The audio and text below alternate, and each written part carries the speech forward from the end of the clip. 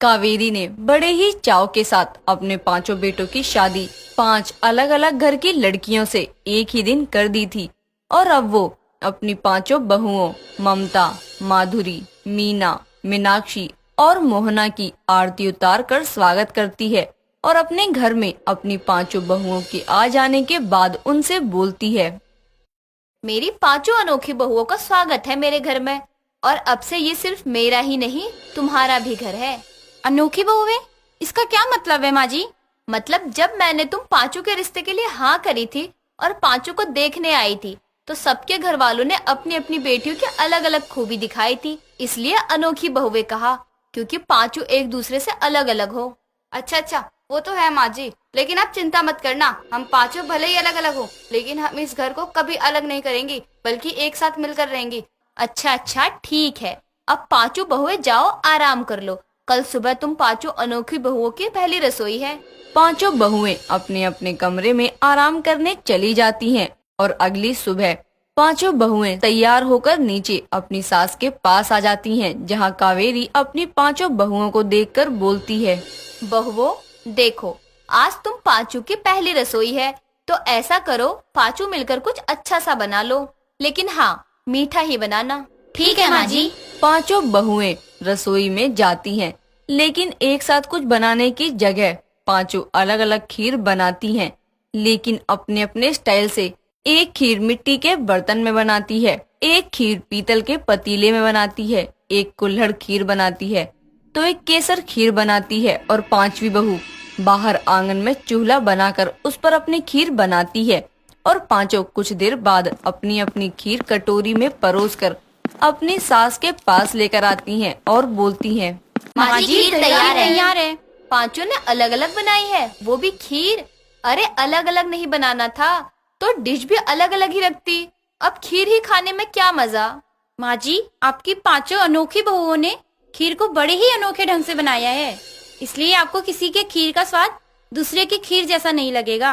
हाँ माँ जी, जेठानी जी बिल्कुल सही कह रही हैं। आप हम पांचों अनोखी बहुओं की रसोई की खीर खाकर तो देखो, मुझे तो बनाते हुए और सबको बनाते हुए देखते हुए इतना मजा आ रहा था। हाँ माँ जी, आपने वो कहावत सुनी है ना, डोंट जज a book by its cover, ऐसा ही हमारी खीर के साथ भी है। ठीक है मेरी बहुओं, अब तुम इतनी तारीफ कर ही रही हो तो पांचों कटोरी मेरे सामने रखो, मैं खाकर बताती हूँ कि आखिर अनोखी बहुओं की रसोई में बनी ये खीर एक दूसरे से अनोखी है या नहीं। कावेरी की बात सुनकर पांचों बहुएं अपनी सास के आगे अपनी बनाई खीर रख देती हैं, जिसके बाद कावेरी पांचों की बनाई खीर को चखती है और वो ये खुद नहीं बता पाती कि किसकी खीर सबसे अच्छी है, क्योंकि पांचों की ही बनाई खीर में एक अलग स्वाद था, जिसके चलते वो बोलती है। अरे वाह बहुओं, तुमने तो पहले ही दिन अपनी अनोखी रसोई के अनोखे स्वाद में मेरा दिल जीत लिया। मुझे सच में बहुत खुशी है कि मेरे घर में तुम्हारी जैसी 5 बहुएं आई हैं, जिनके हाथों में इतना स्वाद है। शुक्रिया माँ जी। समय बीतता जाता है। एक शाम उसकी बहन का बेटा पंकज उसके घर आता है और हॉल में बैठी अपनी मौसी कावेरी को चाय की चुस्की लेता देखकर बोलता है। अरे वाह मौसी, मेरी 5 भाभीियों के आने के बाद आप तो बड़ी मौज काट रही हो, अकेले अकेले रानियों की तरह बैठकर चाय पिए जा रही हो। नटखट तू, आजा। और ये क्या, आते ही मासी को छेड़ना शुरू कर दिया, और अब मेरी बहुएं इतनी सेवा करती है तो मैं क्यों ना बनूं रानी। अच्छा, ये बात तो बिल्कुल आपने सही कही है। अच्छा ये बताओ, भाभियां हैं कहाँ? वो पांचों तो बस रसोई में ही रहती है। रुक, अभी बुलाती हूँ। बहुओं जरा बाहर आओ, देखो तो कौन आया है। पांचों बहुएं बाहर हॉल में आती हैं, जिसके बाद वो अपनी सास के साथ अपने देवर पंकज को देखकर बोलती हैं। अरे देवर जी आप? अरे देवर जी, आप तो शादी के बाद गायब ही हो गए। अरे अपनी भाभीयों के हाथ का खाना भी नहीं खाने आए। हाँ दीदी ने सही कहा, नई नवेलिया भाभी आई थी आपकी, आप आराम से हुक्म देकर हमसे कुछ भी बनवा कर खा सकते थे। क्यों भाभी, ये ऑफर अब नहीं है क्या? ऑफर तो है अब, लेकिन अब आप जो कहेंगे वो हम पांचों बनाएंगे, एक ही डिश को 5 अलग अलग तरीके से, जिससे आपको पांचों के खाने में अलग अलग स्वाद महसूस होगा। अच्छा जी, ऐसा है ना, तो ठीक है, आप सब ना जाकर मेरे लिए राजमा चावल बनाओ, मैं भी तो देखूं 5 अनोखी भाभीियों के हाथ का राजमा चावल खाने में क्या अलग अलग स्वाद आता है। अपने देवर की बात सुनने के बाद पांचों अनोखी बहुएं चली जाती हैं रसोई में और अलग अलग तरह से राजमा चावल बनाना शुरू करती हैं। और कुछ देर में जब पांचों अपने बनाए राजमा चावल पंकज को परोसती हैं, तो पांचों के बनाए राजमा चावलों को चखने के बाद पंकज अपनी भाभीियों और मौसी से कहता है, मासी मासी मासी, कहाँ से लेकर आई हो ऐसी अनोखी बहुएं? एक ही व्यंजन में इतने स्वाद। सबका व्यंजन सेम है लेकिन स्वाद सबका अलग अलग है और सबकी सब टेस्टी। आए भाभी, आपकी कोई बहन नहीं है क्या वहाँ पर जो ऐसे खाना टेस्टी बनाए? कसम से मेरे भाइयों के तो भाग खुल गए। बोला था ना देवर जी, हैरान हो जाओगे।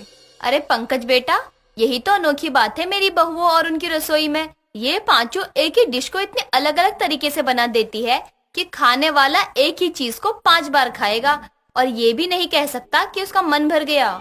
बस माँ जी, अब हम इतनी भी तारीफ के लायक नहीं है। कावेरी के तो भाग खुल गए थे ऐसी अनोखी बहुएं पाकर। लेकिन कहते हैं ना, समय के साथ नई चीज पुरानी होती है और उसमें कमियां आनी शुरू हो जाती हैं। ऐसे ही हुआ इन पांचों अनोखी बहुओं के साथ। पांचों को अपनी रसोई में अपने अनुसार सामान और मसाले चाहिए थे, जिसके चलते अब आए दिन पांचों में लड़ाई होने लगी। और एक दिन ममता गुस्से में मोहना का चूल्हा तोड़ देती है, जिस पर मोहना बोलती है, दीदी, ये आपने सही नहीं किया। आपको पता है मुझे चूल्हे पर खाना बनाना अच्छा लगता है, लेकिन फिर भी आपने मेरा चूल्हा तोड़ा। लेकिन अब मैं आपके मिट्टी के बर्तन तोड़ूंगी।